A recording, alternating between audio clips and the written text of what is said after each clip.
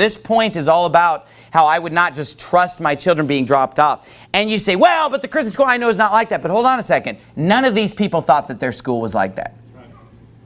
And these are all different types of schools. They're all, I went to 7 different places.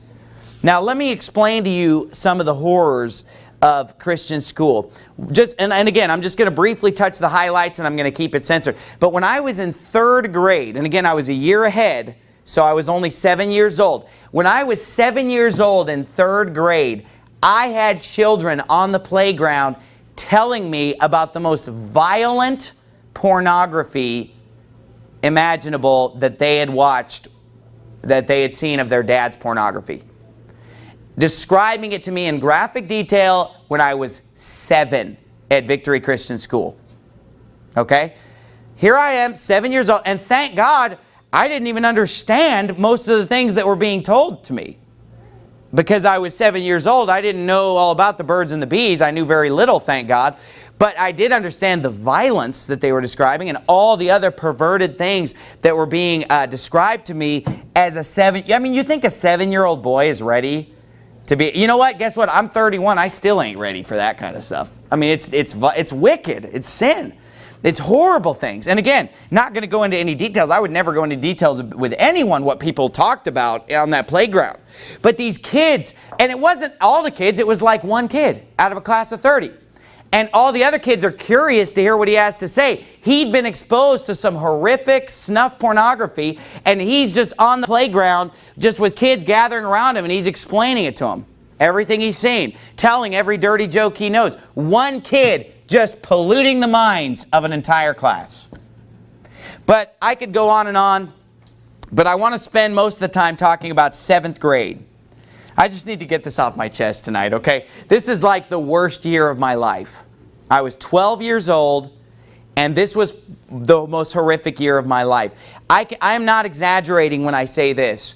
When I was 12 years old and I went to Citadel Christian School, I was literally scared every day that my parents dropped me off. I was literally, as I got out of the car, I was scared getting out of the car, and I dreaded every day that I went to that school because of the horrors that were going on there.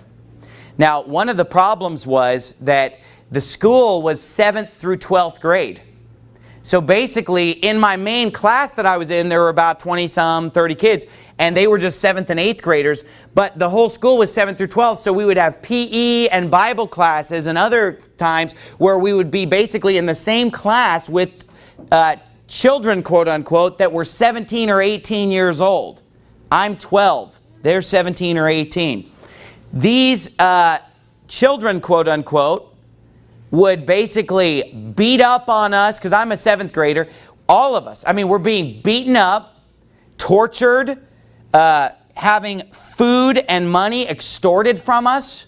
The typical, hey kid, give me your lunch money, But basically, we had money extorted from us every day. Money, we had to pay them off or give them food or whatever, or be attacked or fight them or whatever. Try fighting an 18-year-old when you're 12. You say, well, you were just a weenie or a wuss. No, let me tell you something. When you're 12, you're not going to fight off a 17 or 18-year-old from the ghetto. They're going to beat the fire out of you, okay? And we literally, and I'm not talking about, I'm not talking about mild beating up. I'm talking about kicking you in the groin as hard as they can, an 18-year-old when you're 12. I'm talking about ripping the hair out of the back of your neck. I'm talking about slugging you in the stomach as hard as they could. I'm talking about just them coming up with every way possible to torture you. Okay?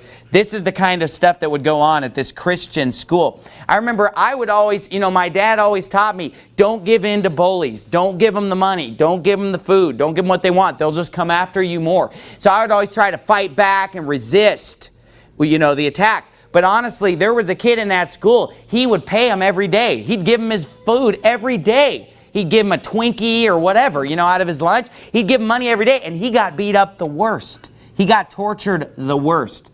And I'm not using the word tortured lightly. I'm talking about extreme pain being inflicted on us. And again, I don't even want to go into too much of it because of the fact that it's gruesome.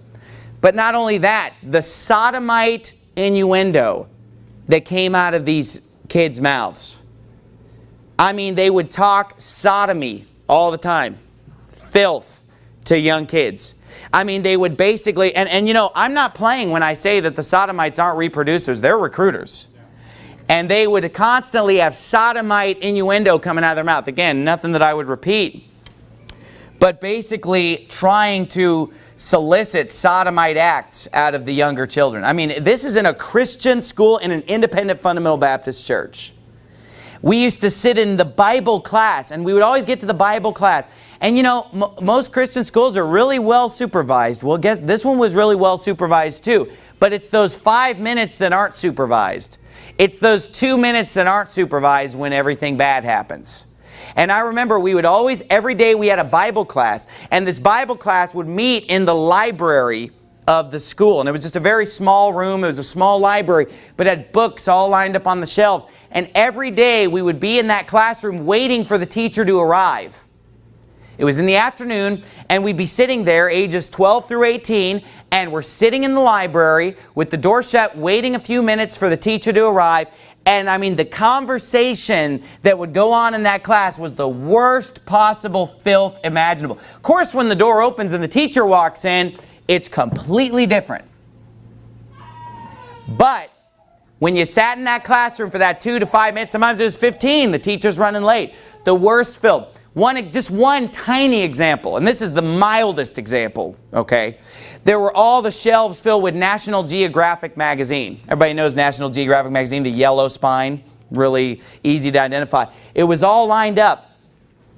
And the kids in the school literally had every issue memorized. They would say like, March 1983, page 35. They would just know exactly where every nude photo was. I've heard some call it national pornographic. You know, as long as the people that are nude are black, it's okay, apparently, according to them, you know. Because basically, I remember when I was a young adult, it was a big thing in the news. The first nude white woman in national pornographic. Because for years, they've shown people of other races nude. They just wouldn't show white people. You know what? God's made all nations of the earth of one blood. Okay, if you're going to show, if you're going to show one nude, you know what I mean? It's just as sinful as showing the other nude. But they would sit there and they would call out, April, 1985 on this page. And they had it memorized. And they would just basically just look at all the nude pictures and talk about the worst possible smut. And that is the mildest example I could think of, because I don't even want to talk about the other stuff that they would talk about in that class. I mean, it was bad. And I'm not, look, I promise you, I'm not exaggerating. Not even one bit.